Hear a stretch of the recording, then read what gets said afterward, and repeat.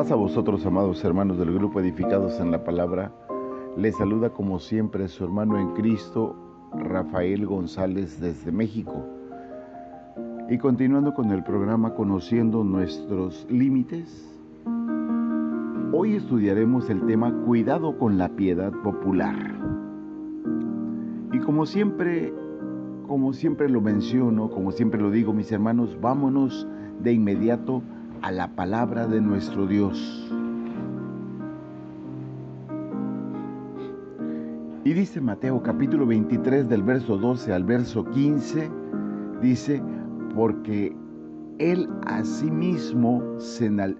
que se enaltece a sí mismo será humillado, y el que se humilla será enaltecido.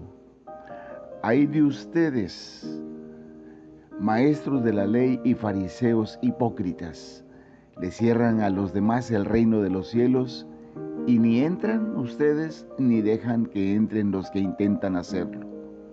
Ay de ustedes, maestros de la ley y fariseos hipócritas, recorren tierra y mar para ganar un solo adepto, y cuando lo han logrado, lo hacen 2 veces más merecedor del infierno que ustedes. Son unas palabras muy duras, unas palabras muy difíciles, pero que realmente el Señor Jesús está mostrando lo que en ese momento pasaba en el pueblo de Dios. En estos 7 ayes que nosotros podemos encontrar aquí, Jesucristo está criticando la religión de los fariseos y de los escribas o saduceos, como realmente se les conoce también. Y vemos entonces que la religión de los fariseos se convertía casi inevitablemente, mis amados hermanos, en una religión de ostentación. ¿Qué es esto? De gente que solamente tenía una apariencia que realmente no existía. Pero si la religión consiste en obedecer innumerables reglas y normas, llega a ser más fácil para una persona el cuidarse de que todo el mundo se dé cuenta de lo que bien cumple con su religión y de lo perfecta que es su religiosidad. Es bien fácil. Ahora, Jesús selecciona ciertas acciones y costumbres, mis hermanos, de las que los fariseos hacían gala o hacían mucha pompa, mucha muestra de lo que ellos sabían hacer muy bien. Y bueno, quiero comentarles que la hipocresía viene de la palabra hipócritas o hipócritis de el griego, donde se ocupaba la palabra precisamente para aquellos que usaban máscara en las obras teatrales, porque así el que estaba en la obra de teatro con una máscara no era realmente la persona que atrás de la máscara estaba. Entonces, muchos de ellos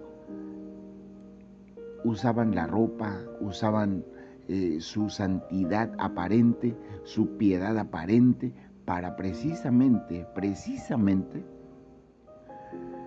dar a mostrar que ellos eran santos, que ellos eran verdaderamente hijos de Dios o alguna cosa así. Acostumbraban una vestimenta ostentosa que intentaba mostrar una santidad y una piedad extrema e inexistente. Es algo tan difícil que incluso en nuestro tiempo también aún sucede. Basando su costumbre, mis amados hermanos, los fariseos, en lo que dice el Éxodo 13:19, y te será como señal en la mano y como un recordatorio entre tus ojos. También acostumbraban unas cajitas que llevaban en su interior unos rollitos con textos y por fuera unos flecos. Los flecos se llamaban en griego craspeda y en hebreo sisit. Atención, mis amados hermanos, atención, no solo usaban filacterías, sino que las llevaban lo más grande posible para demostrar su ejemplar obediencia a la ley y su piedad ejemplar. Esto me recuerda a muchos hermanos de la Iglesia de Dios y de otras iglesias que tienen apariencia, que incluso nos damos cuenta que van a la iglesia porque traen manga larga, por ejemplo los varones, el pantalón bien planchadito, si es posible ya llevan corbata puesta, traen su mochila colgando, ellas llevan la sombrilla, vestidos largos, aunque en la semana hayan traído otro tipo de ropa, pero ese día llevan ropa supuestamente más adecuada, supuestamente más santa, más grata para Dios. Pero lo que más interesa, lo que más realmente interesa es el vestido interior, es lo que realmente interesa. Amados hermanos, siguiendo con lo que dice aquí, dice, estas borlas eran como pompones que se usaban en las 4 esquinas de la túnica exterior. Posteriormente se pusieron en la ropa interior también lo mismo, fíjese. Y hoy en día se mantienen en el chal que se ponen los devotos judíos para hacer oración. Se hacían los flecos de un tamaño especialmente largo para hacer ostentación de piedad y usarlos no para recordarle a nadie los mandamientos, sino para atraer la atención hacia el que lo llevaba. O sea, jamás nos preocupamos porque lo que mostramos sea a Dios, sino que nos vean que nosotros somos hijos de Dios, somos cristianos, somos de la columna y apoyo de la verdad. Eso es lo que más nos interesa a veces. Pero además a los fariseos les encantaba que les asignaran, hermanos, los puestos principales en las comidas o los lugares en la mesa, pues a la izquierda y a la derecha del anfitrión, siempre sentarse a donde puedan ser vistos. Les encantaban los asientos en la primera fila de la sinagoga también. Y eso lo vemos en un texto bíblico que no estamos recordando ahora, pero podemos recordar que dice, y les gusta sentarse en los primeros asientos. En Palestina, mis amados hermanos, los últimos asientos eran para los niños y para la gente menos importante. Cuanto más adelante estaba el asiento, mayor era el honor. ¡Qué bárbaro! Y yo quiero que usted recuerde lo que pasa en su congregación o quizás en congregaciones que usted conozca, pero normalmente eso sigue estando actualmente en nuestra iglesia. Y qué triste, porque es una piedad aparente. Todavía más, a los fariseos les encantaba que les llamaran rabí, o sea, que los trataran con el máximo respeto. Jesús dice que el cristiano debe recordar que tiene un solo maestro, que es Cristo, y un solo Padre, que dice en la fe que es Dios, porque también les gustaba que le dijeran Padre, también les gustaba, y es algo que realmente no debe hacerse. Todo el interés de los fariseos era vestirse y actuar de manera que llamara la atención e hiciera que todo el mundo se fijara en ellos. Todo el propósito del cristiano debe ser pasar inadvertido, para que si los demás ven sus buenas obras, no le glorifiquen a Él, sino a su Padre que está en el cielo. Cualquier religión que produce ostentación en las obras y orgullo en el corazón es una religión falsa. Una religión falsa. No que sea una iglesia falsa, una religión falsa. Ahora, es muy importante reflexionar como iglesia cuál es nuestro proceder y las prácticas reales que tenemos, y observar qué tanto nos parecemos a los fariseos en estas costumbres. Muchas veces, amados hermanos, nos preocupa más el vestido exterior que el vestido espiritual, como les decía hace un momento, que debe haber en cada uno de nosotros un vestido blanco, brillante, por el cual nos va a reconocer el Señor Jesús. Ahora, en los versículos 13 y 14 de esta lectura que hicimos, mis amados hermanos, yo les decía que hay una denuncia muy terrible y explícita que encontramos allí. Un escritor que se apellida Plummer, o se apellidaba Plummer, escribe esto. Dice, estos ayes son como un trueno por su incontestable severidad y como un relámpago por su exposición indiscriminada, iluminan al mismo tiempo que hieren. Y es verdad, porque esos ayes que está haciendo ahí Jesús nos dan la visión de lo que tenemos que hacer, pero además lastiman nuestro interior propio. Y qué bueno para que cambiemos, porque aquí Jesús dirige una serie de 7 ayes, le decía yo, contra los escribas y fariseos hipócritas. Ahora,